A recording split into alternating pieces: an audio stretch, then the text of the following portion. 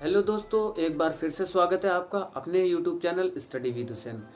इस चैनल में आपको जानने को मिलता है आपके बॉडी फंक्शन से रिलेटेड, मेडिसिन से रिलेटेड, आपकी बॉडी काम कैसे करती है उससे रिलेटेड सभी जानकारियां। तो अगर अभी तक आपने चैनल को सब्सक्राइब नहीं किया है तो चैनल को सब्सक्राइब कर लीजिएगा, बेल आइकन प्रेस कर दीजिएगा ताकि आने वाला नोटिफिकेशन आपको मिलते रहे। तो चलिए आज के वीडियो लेक्चर स्टार्ट करते हैं। तो आज के इस वीडियो लेक्चर में हम बात करेंगे एड्रेनलिन इंजेक्शन के बारे में।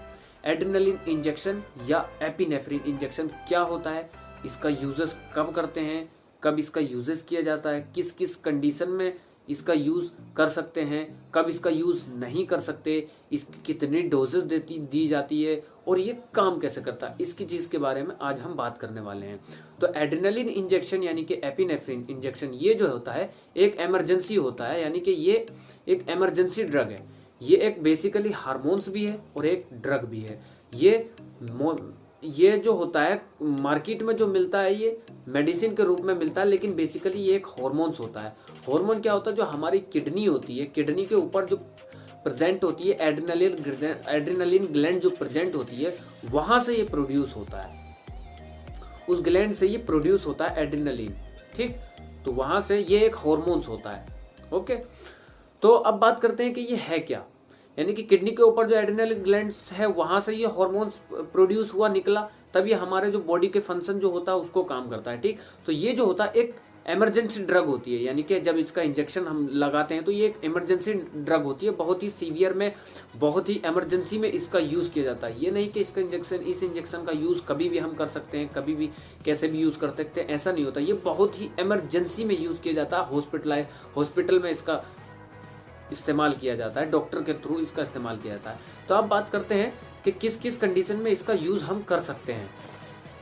कार्डियक अरेस्ट में इसका यूज किया जाता है। इसका यूज कार्डियक अरेस्ट में इसका यूज किया जा सकता है, यानी कि जैसे हार्ट की दिक्कत हो, प्रॉब्लम होती है, कार्डियक अरेस्ट यानी कि उसकी जो इम्पल्स जो होती है, हमारा हार्ट जो धड़कना बंद कर देता है, इम्पल्स जो गायब हो जाती है उसको दोबारा एनर्जेटिक करने के लिए, यानी कि उसको करने के लिए इसका यूज किया जा सकता है। और दूसरा एनाफिलैक्सिस के में यूज किया जाता है, यानी कि बहुत ज्यादा एलर्जी, सीवर कंडीशन एलर्जी, जिसमें जो होता है मतलब पेशेंट मरने की कंडीशन में चला जाता है। किसी ड्रग से भी हो सकती है या किसी जानवर के या किसी कीड़े के काटने की वजह से भी ये एलर्जी हो सकती है।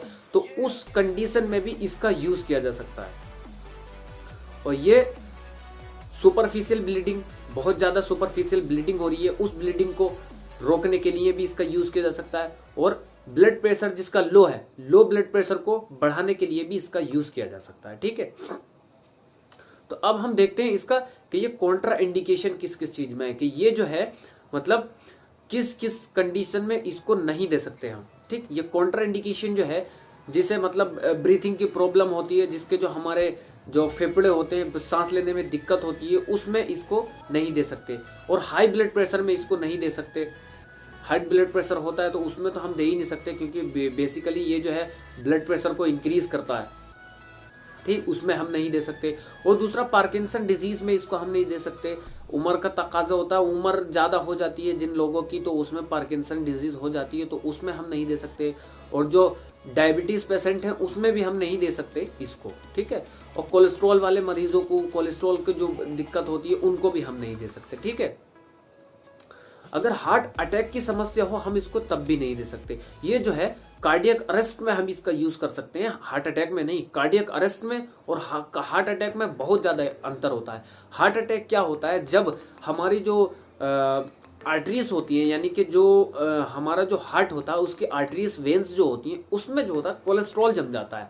उसमें कोलेस्ट्रॉल जम जाता है, तो जिसकी वजह से ब्लड का जो फ्लो है वो पूरा नहीं जा पाता, ब्लड का फ्लो हो नहीं पाता, तो इसकी वजह से हार्ट अटैक हो जाता है। और ये जो होता है कार्डियक अरेस्ट जो होता है, इसमें जो होता है हार्ट की जो इम्पल्स होती है वो धड़कना बंद हो जाती है। ठीक है, तो इसमें हम यूज करते हैं। ठीक, अब इसके हम बात करें कि साइड इफेक्ट क्या होते हैं। भाई साइड इफेक्ट इसके क्या हो सकते हैं, किस किस मतलब कौन से साइड इफेक्ट इसके हो सकते हैं, कि भाई कंफ्यूजन हो सकती है, इसको लगाएंगे तो कंफ्यूजन हो सकती है, और एंजाइटी हो सकती है, और डिप्रेस हो सकता है, पेशेंट फड़फड़ा भी सकता है, डिप्रेस में जा सकता है, और चक्कर भी आ सकते हैं। ठीक, और कभी कभी सूट नहीं होता है तो पेशेंट फड़फड़ाने लगता है। ठीक है, तो इस चीज में इसका यूज किया जा सकता है। ठीक है, तो अब ये जो है इंजेक्शन हम कभी भी नहीं लगा सकते। ऐसा नहीं है कि अगर कोई बहुत ज्यादा दिक्कत है तो इसको कभी भी हम नहीं लगा सकते कि भाई सुबह भी लगा दिया शाम भी लगा दिया, ऐसे नहीं।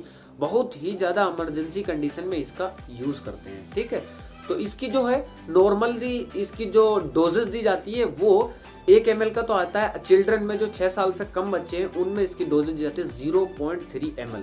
0.3 ml इसकी डोज दी जाती है। और एडल्ट में जो होती है 0.5 के आसपास, 5-6 के आसपास इसकी डोजेज दी जाती है।